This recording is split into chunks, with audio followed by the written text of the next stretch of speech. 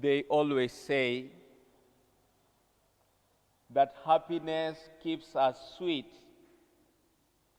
trials keep us strong, sorrows keep us human, success keeps us glowing, and only God keeps us going. When we reflect on the backdrop of these assertions, there is one thing that is coming out strongly: the God who keeps us going in the changing circumstances of our lives.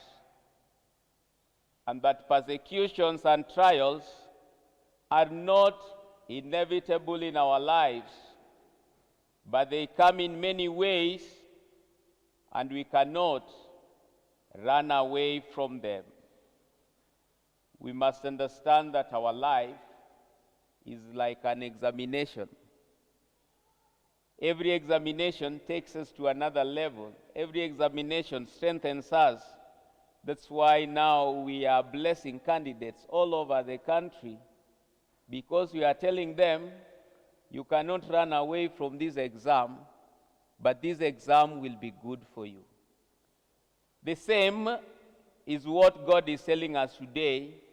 We cannot run away from certain things in our lives, but those things are good for us. That's what John is describing in very many ways.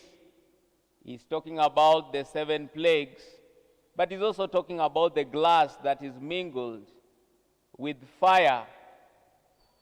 Jesus is also describing the same as moment of persecution that we must actually face with fortitude, faith, and hope. When we look at our readings this morning, there are 4 things that come out very strongly. The first thing that comes out very strongly, that in every inevitable situation of our life, God is also inevitable. That means God is unstoppable in our lives, and his work are unstoppable. Challenges don't stop God. They neither stop our lives, but they provide an opportunity for God to work. So we must discover that the work of God cannot be stopped by anything in our lives, be it persecution, be it challenge, but it can only be enhanced. The second thing that we must understand this morning, that to celebrate our results, we must sit for examinations, and we need to discover that life is a great examination with many questions and many tests that we must sit. And I always believe that everything in life is an examination or a test. When we succeed, that success is testing something in our lives. When we fail, that failure is testing something. When we are broken and wounded, it is testing something. When we are sick, when many things happen our way. But today, we must know that our results are the test that we sit, not what some people sit for us. That's why we have to pray for the grace to sit these tests in life. The third thing that God is reminding us is that he is present. He is a God who is present, and is present in a very profound way in the moments of our lives. The day we feel abandoned by God, that is the day the devil takes over our lives. But as long as we feel the presence of God around us, God will always accomplish his work. I think now and again, Father Felix has always shared with you that God is present in mysteries, and he also speaks in mysteries.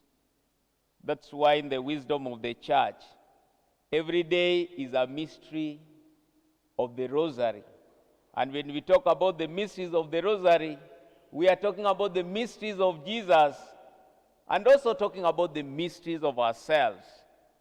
That one day God is present in the mystery of joy, joyous mystery. We see the face of God in what makes us happy. Another day, God is present in glorious mysteries.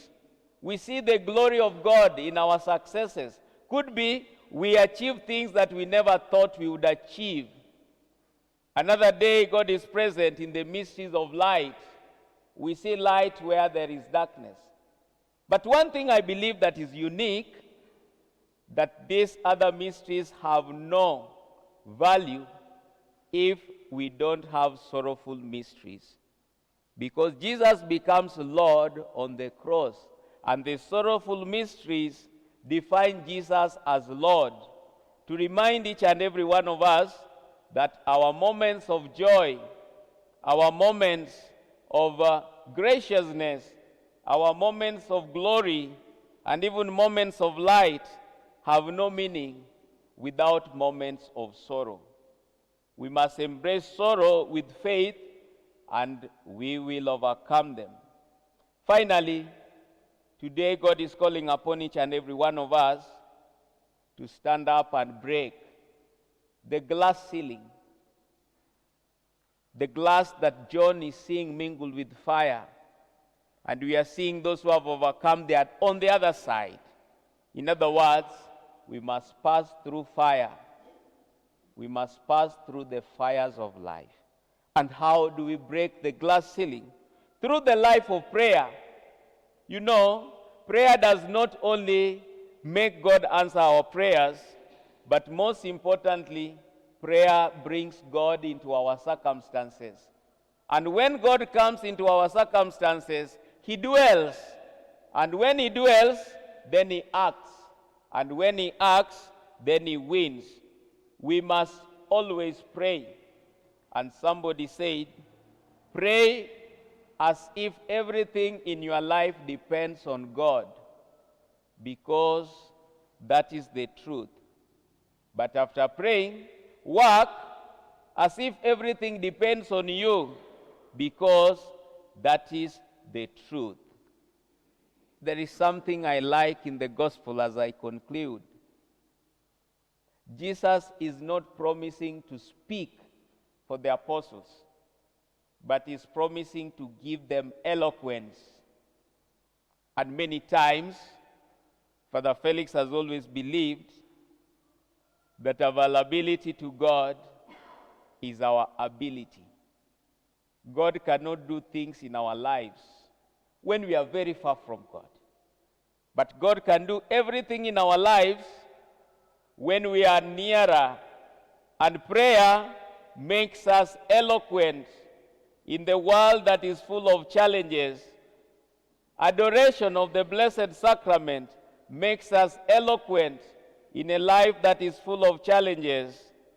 Prayer of the mysteries of the Rosary and many other devotions in the Catholic Church, they give us the eloquence to withstand the power of adversity. Someday, sometimes in life, we will discover that the prayers we made sometimes back are our strength now. Therefore, friends, let us pray today for the grace to remain nearer to God. They say that winners don't quit. Quitters don't win. We are in this battle to win. And to win with God. And since we are there to win with God, we must not run away from God. But we must always stick to God. And prayer makes us stick to God. And when we have to pray, we need to pray with humility, reducing ourselves so that God may increase in ourselves. We need to pray with perseverance. Jesus is saying your endurance will win your lives. We need to pray persistently. I've always believed that prayer is like food. There is no day you will be satisfied with food in this world until you die.